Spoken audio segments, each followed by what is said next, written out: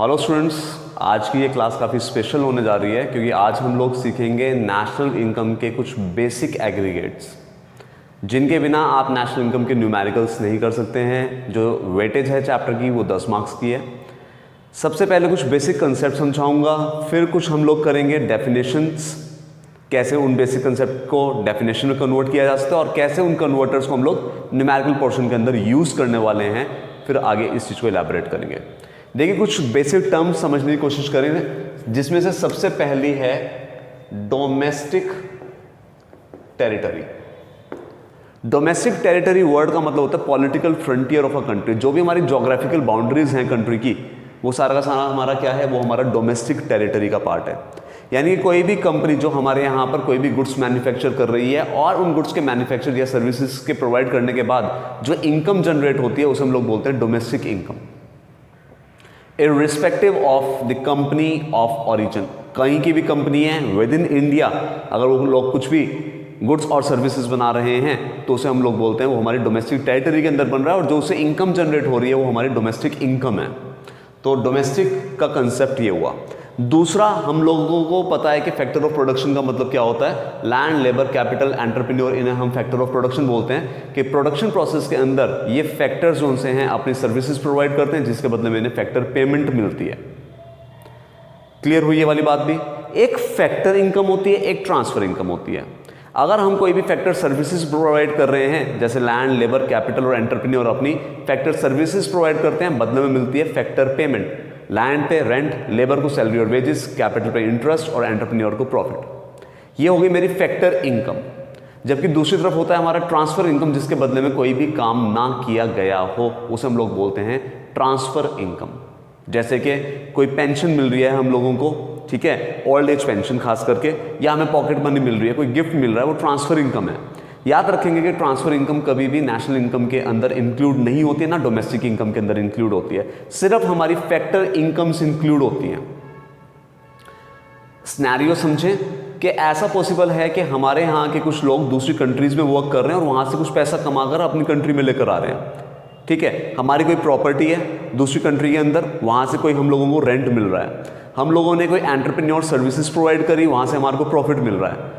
तो जो पैसा हमारे यहाँ के नॉर्मल रेजिडेंट बोलते हैं हम उस पर्सन को जो दूसरी कंट्री के अंदर 1 साल से ज़्यादा रहता हो और उसका इकोनॉमिक इंटरेस्ट उसी कंट्री के अंदर हो, उसे हम बोलते हैं नॉर्मल रेजिडेंट। तो हमारी कंट्री का कोई भी नॉर्मल रेजिडेंट या हमारे यहाँ की कोई भी कंपनी, कोई भी पर्सन जो दूसरी कंट्री से पैसा कमा कर लेकर आ रहे हैं, उसे हम बोलते हैं फैक्टर इनकम फ्रॉम एब्रॉड, यानी कि दूसरी कंट्री से कमा कर लेकर आया हुआ पैसा। क्या टर्म यूज करी मैंने बोला फैक्टर इनकम फ्रॉम एब्रॉड। जबकि मैंने अभी आपको फैक्टर इनकम का मतलब समझाया था कि जो भी फैक्टर ऑफ प्रोडक्शन अपनी सर्विसेज रेंडर करते हैं उसके बदले में जो इनकम जनरेट होती है उसे हम फैक्टर इनकम बोलते हैं। तो फैक्टर इनकम फ्रॉम एब्रॉड यानी कि हमारे यहाँ के लोग, हमारे यहाँ की कंपनी, हमारे यहाँ की प्रॉपर्टी से अगर कोई भी पैसा जो दूसरी कंट्री से हमारी कंट्री के अंदर आ रहा है उसे हम बोलेंगे फैक्टर इनकम फ्रॉम एब्रॉड। लेकिन ऐसा भी पॉसिबल है कि दूसरी कंट्री के रेजिडेंट जो हमारे यहाँ पर रहते हैं और यहाँ से वो पैसा कमा कर लेकर जा रहे हैं, या दूसरी कंट्री के किसी भी ऑनर की प्रॉपर्टी हमारे यहाँ पर है और हम उसे रेंट पे कर रहे हैं। कुछ एंटरप्रेन्योर्स हमारे यहाँ पर वर्क कर रहे हैं, हम उन्हें प्रॉफिट पे कर रहे हैं। कोई कंपनी यहाँ पर लोकेट हुई, यहाँ पर उन लोगों ने पैसा अर्न किया, टैक्स दिया और कुछ पैसा यानी रिटेन अर्निंग बचा कर ले गए। इसके लिए हम कलेक्टिवली वर्ड यूज करते हैं फैक्टर इनकम। और जब बाहर के लोग यहाँ से पैसा लेकर जाएंगे, बाहर की प्रॉपर्टी से इनकम उन लोगों के लिए जनरेट होगी, तो उसे हम लोग बोलेंगे फैक्टर इनकम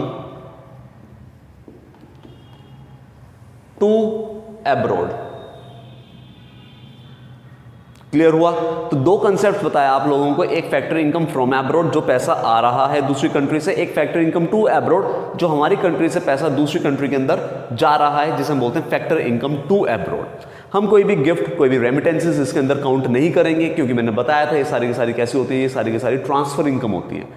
ट्रांसफर इनकम मतलब जिसके बदले में कुछ काम नहीं किया गया है, तो ये नेशनल इनकम या डोमेस्टिक इनकम के अंदर काउंट नहीं होंगी।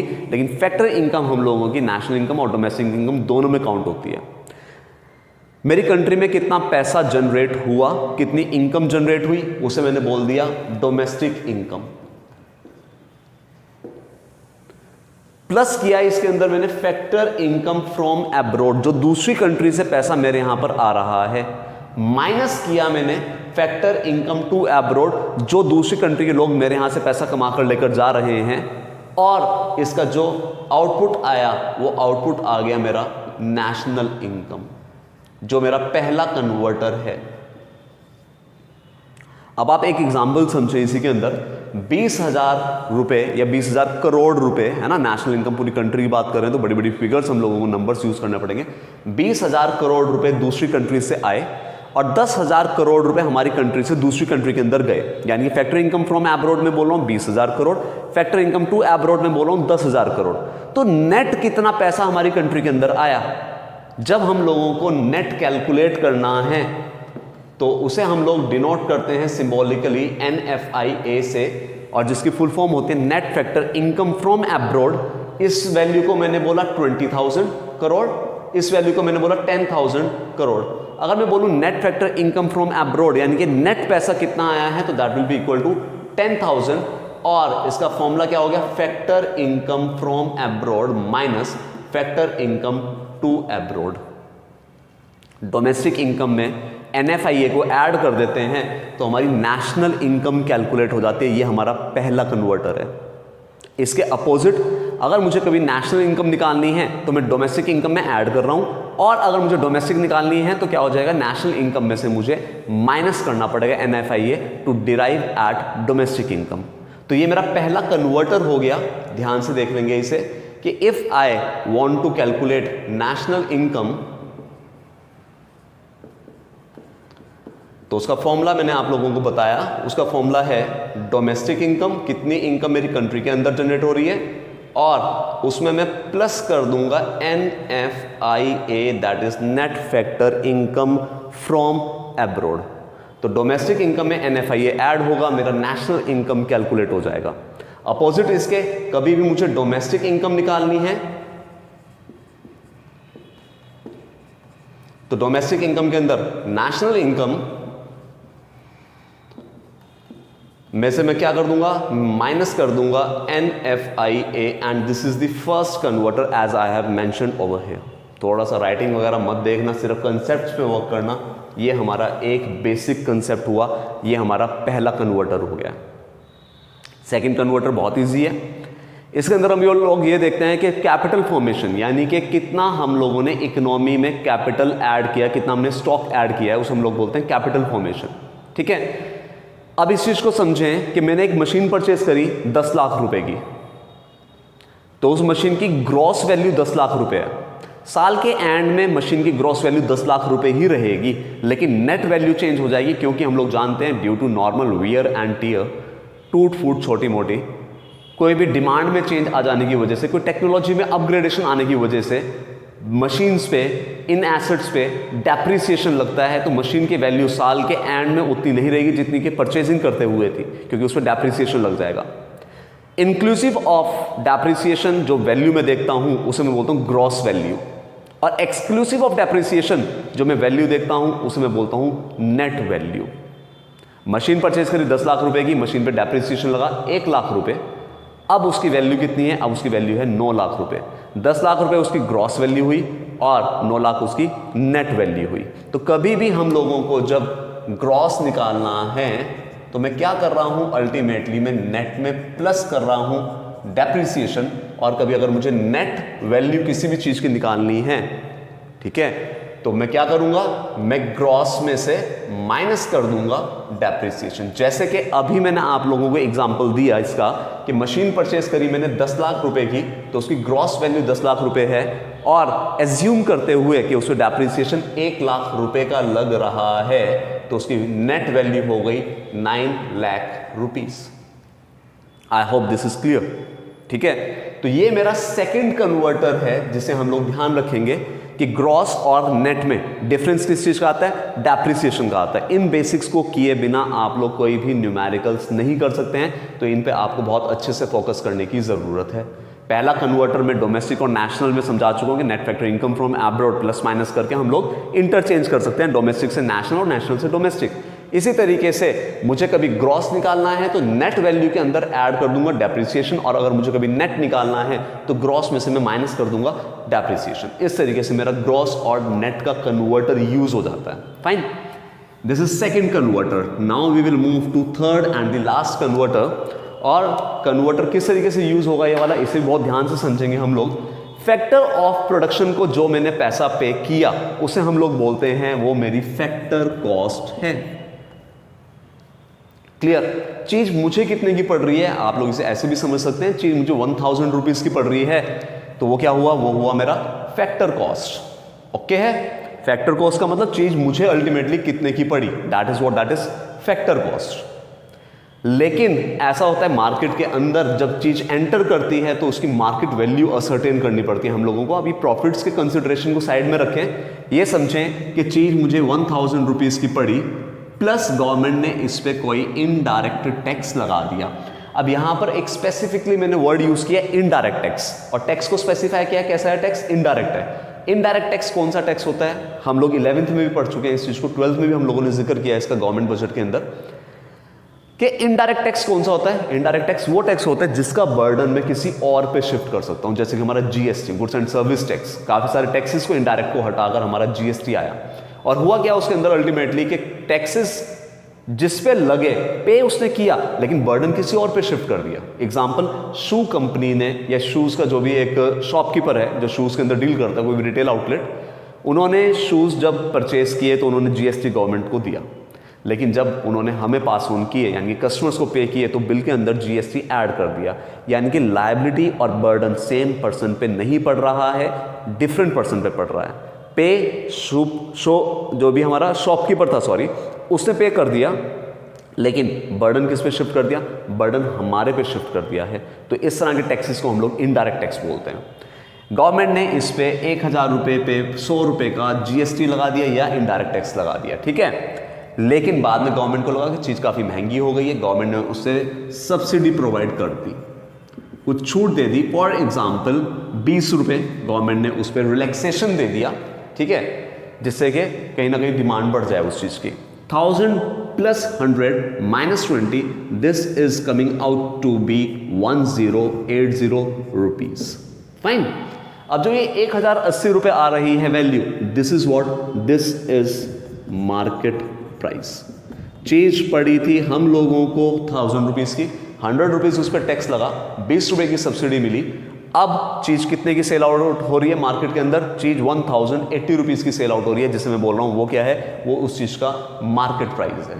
तो इससे हम लोग डिराइव कर सकते हैं कि मार्केट प्राइस का फॉर्मूला क्या हुआ, market price is equal to factor cost. Paper pen लेकर बैठेंगे, उसके बिना ये समझ में नहीं आएगा, और अगर ये समझ में नहीं आया तो न्यूमेरिकल्स नहीं हो सकते हैं.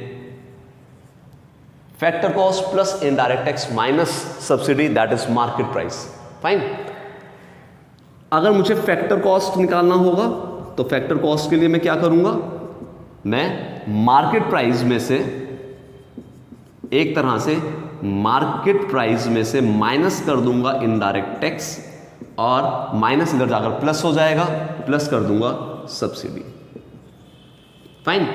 अब इस चीज को समझो कि अगर मैं आप लोगों से पूछूं कि भाई इन एक्चुअल बर्डन कितना पड़ा टैक्स का, तो इन एक्चुअल हम लोगों को कितना बर्डन पड़ा है टैक्स का, 80 रुपीज का बर्डन पड़ा है. यानी कि अगर नेट वैल्यू, जैसे net factor income from abroad हम लोगों ने निकाला था, ऐसे ही मैं अगर आप लोगों से पूछ लूं कि नेट टैक्स का बर्डन कितना है, that is NIT, net indirect tax हमारा 80 रुपीज है. और उसके लिए फॉर्मूला क्या यूज कर रहा हूं मैं, नेट इनडायरेक्ट टैक्स को कैलकुलेट करने के लिए इनडायरेक्ट टैक्स में से आप सब्सिडी को अगर माइनस कर देंगे तो आप लोगों का नेट इनडायरेक्ट टैक्स कैलकुलेट हो जाएगा.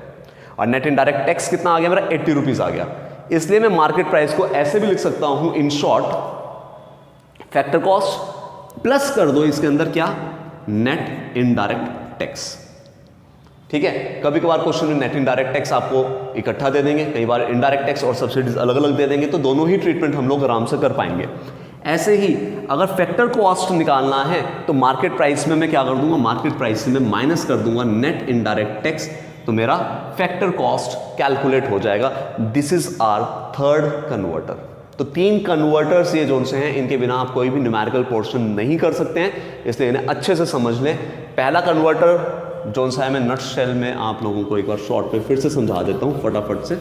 हम लोगों ने 3 कन्वर्टर किए हैं, ऐसे समझो इस चीज को, दिस इज डोमेस्टिक प्लस किया NFIA and we get national.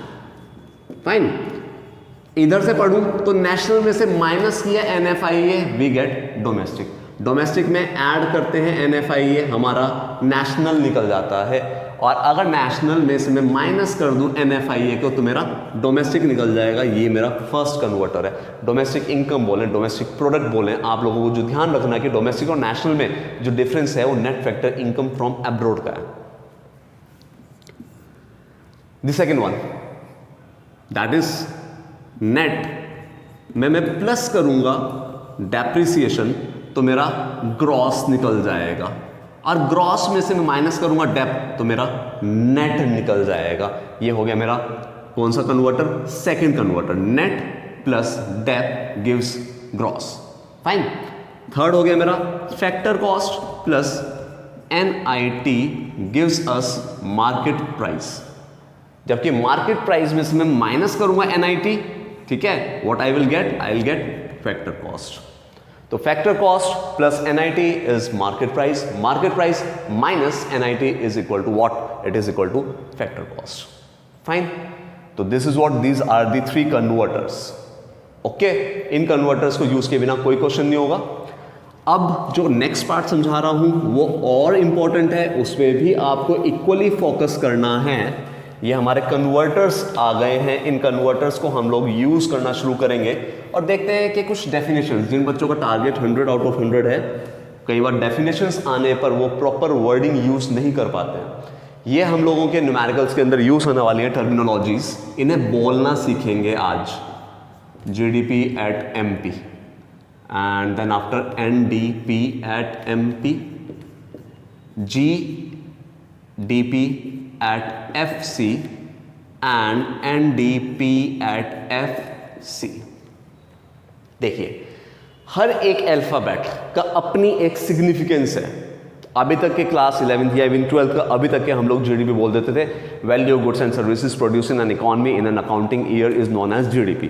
और GDP तो इकोनॉमिक्स के साथ जुड़ा हुआ ऐसा शब्द है जो हर जगह यूज होता है, न्यूज़पेपर में, मैगजीन्स में, है ना, कहीं पर भी किसी चैनल पे, जी बिजनेस ऐसे पे GDP। देखिए कैसे डिफाइन करते हैं। GDP at MP, G for gross, याद रखेंगे इसे, ये इंपॉर्टेंट है। इसका नाम अगर आप ठीक नहीं ले पा रहे हैं तो कन्वर्टर ठीक यूज नहीं कर पाएंगे, न्यूमेरिकल पोर्शन में उलझ जाएंगे। G for gross, D for domestic, P for product, MP for market price. I know the meaning of gross, I know the meaning of domestic product market price. Net domestic product market price. Gross domestic product factor cost. Net domestic product factor cost. इनके नाम आप लोग paper pen लेकर लिख लें। मैं इसका नाम बोल रहा हूं, यह है gross domestic product at, what I am saying it to be, at market price. जब तक इनका नाम लेना नहीं आता आप लोग गलती कर जाएंगे। This is net domestic product at, what it is eight market price. नाम पढ़ना सीख ले। दिस विल बी ग्रॉस, क्या होगा, साथ के साथ बोलते चले, gross domestic product at what? Factor cost. अभी डिफाइन करवाता हूं फिर आप लोगों को। Net domestic product at factor cost.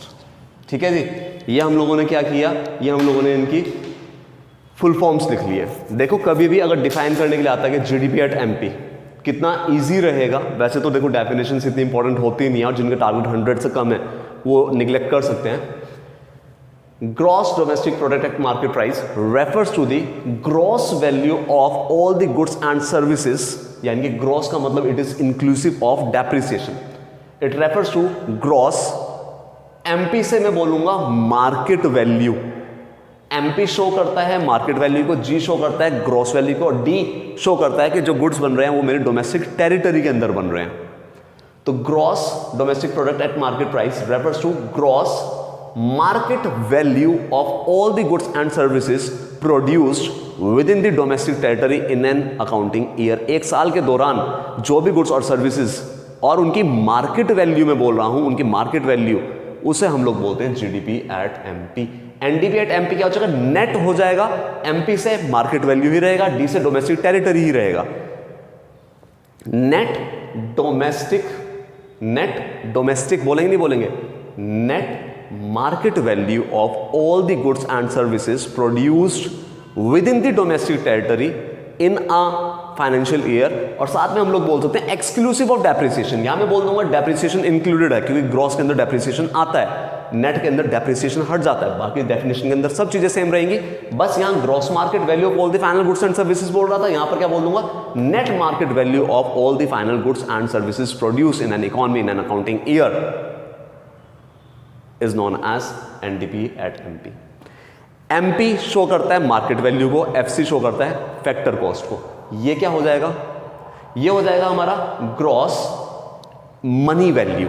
MP market value को शो करता है, एफसी मनी वैल्यू को। तो gross money value of all the goods and services produced in the for domestic territory in a year लिखना है, लिखने साथ में inclusive of depreciation. NDP at FC, net आ गया, डोमेस्टिक आ गया, मनी वैल्यू आ गया। It refers to net money value of all the goods and services produced in the domestic territory in a year is known as NDP at FC. ऐसे define होता है। एक और समझा रहा हूं यही के यही, ये चार तो है मेरे, याद रखना, डोमेस्टिक कंसेप्ट, और चार ही मेरे नेशनल कंसेप्ट होंगे, यानी कि GNP at MP, NNP at MP, GNP at FC और एनएनपी एट एफसी। नाम लेना सीखें। Gross national product at market price, net national product at market price लिखो, gross national product at factor cost, net national product at factor cost. इस तरीके से हम लोग इनके नाम बोलते हैं। और देखिए किस तरीके से हम लोग यूज करेंगे इसे बच्चे। Gross what money value. अब डिफरेंस यहां में और यहां पर क्या है, यहां बीच में डी आ रहा था, यानी कि डोमेस्टिक था, यहां एन है, यानी कि नेशनल टेरिटरी नहीं बोलेंगे, नॉर्मल रेजिडेंट वर्ड यूज करेंगे। इसकी जो डेफिनेशन आएगी, इसकी डेफिनेशन आएगी GNP at MP refers to gross market value. MP is market value, FC is money value. Gross market value of all the goods and services produced by normal resident of a country is known as GNP at MP during a year. Net national product at market price कैसे define करेंगे? It refers to net market value of all the goods and services produced by normal resident during a year. लिखना है, लिख दो exclusive of depreciation, यहाँ लिखना है, लिख दो inclusive of depreciation.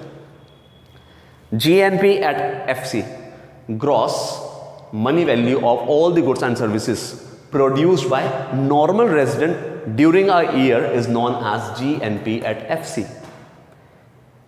FC means money value. Net money value of all the goods and services produced by the normal resident during a year is known as NNP at FC. I hope this is clear. Recall करें बार बार। और this is equal to national income, this is equal to domestic income. ठीक है, तो कभी भी अगर वो national income calculate करने के लिए बोलेंगे तो आप लोगों को ध्यान रखना है national income NNP at FC और domestic income is equal to NDP at FC. Fine, ये हम लोगों ने कुछ बेसिक्स किए हैं। नेक्स्ट लेक्चर के अंदर कुछ कन्वर्टर यूज करते हैं, ठीक है, जिससे कि हम लोगों को और बेसिक्स क्लियर हो जाए, फिर स्टार्ट करेंगे अपने मैथड्स के साथ नेशनल इनकम को कैलकुलेट करने के लिए। Fine, thank you. Do not forget to give your views and comments in the comment section. If you want the all lectures you can contact me personally. I am having a personalized application on the Play Store by the name of New Concept Classes. You can download it, you can ask how to run it, and we can have the whole session online. Fine. Thank you. Bye-bye.